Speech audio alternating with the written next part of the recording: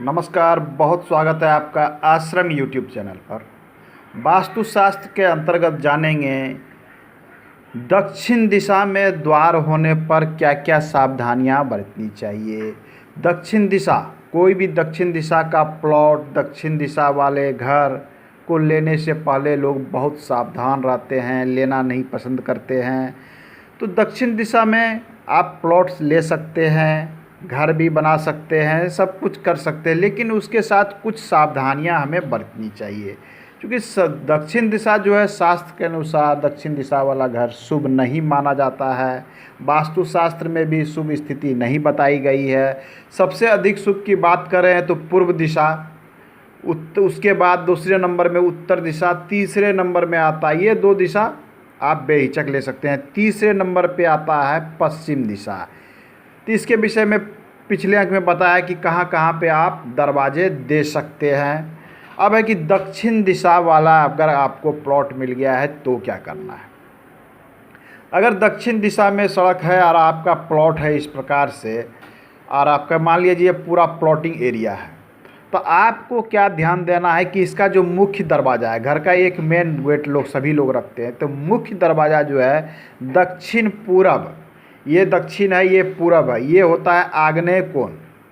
दक्षिण पूर्व कोना से मिलते जुलते जगह पर आपको दरवाज़ा देना है।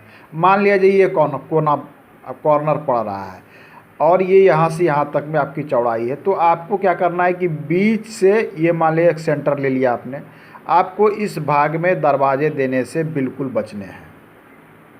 इस कॉर्नर पर तो दरवाज़ा आपको बिल्कुल नहीं देना है, इस कॉर्नर पर देना ही नहीं देना है, मतलब दक्षिण पश्चिम कोना पे नहीं देना है। आपके लिए दरवाज़ा बनाने के लिए उपयुक्त जगह बनता है ये, आप यहाँ पे दरवाज़ा बना सकते हैं। ये इस जगह पे आप मुख्य द्वार दे सकते हैं। किसी कारण बस यहाँ नहीं दे सके तो आप इससे थोड़ा सा हट के यहाँ भी दे सकते हैं, यहाँ से यहाँ तक में भी दे सकते हैं। मुख्य द्वार यहाँ पर दिया जा सकता है, लेकिन इसके साथ कुछ सावधानियां हमें बरतनी चाहिए। जैसे कि आप घर बना रहे हैं, मुख्य द्वार दरवाज़ा यहाँ पर दे दिए, तो अब आपको करना क्या, आपके प्लॉट्स में पूरब तरफ कुछ स्पेस छोड़ देना है। यहाँ स्पेस छोड़ दिया, थोड़ा उत्तर की ओर यदि संभव हो तो छोड़ दिया, और आपने इस पूरे पोर्शन में अपना घर बना लिया। मतलब आपने ये पूरब की ओर इतना स्पेस छोड़ दिया, आपको ये स्पेस छोड़ना है। पूरब में और उत्तर में स्पेस छोड़ देना है। दक्षिण की अपेक्षा मुख्य द्वार यहाँ है, फिर भी आप स्पेस का प्रयास रखें कि हमें स्पेस पूरब की तरफ छोड़ना है और दक्षिण की तरफ। ये वास्तु दोष को कम कर देता है, बहुत हद तक ख़त्म कर देता है।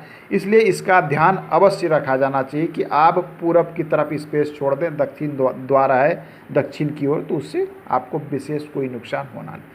अब है कि जैसे अब लोग इसमें जल की व्यवस्था करते हैं, तो वो वास्तुशास्त्र के नियम के अनुसार आपको करना है। जल की व्यवस्था बिल्कुल ईशान कोण में करना है।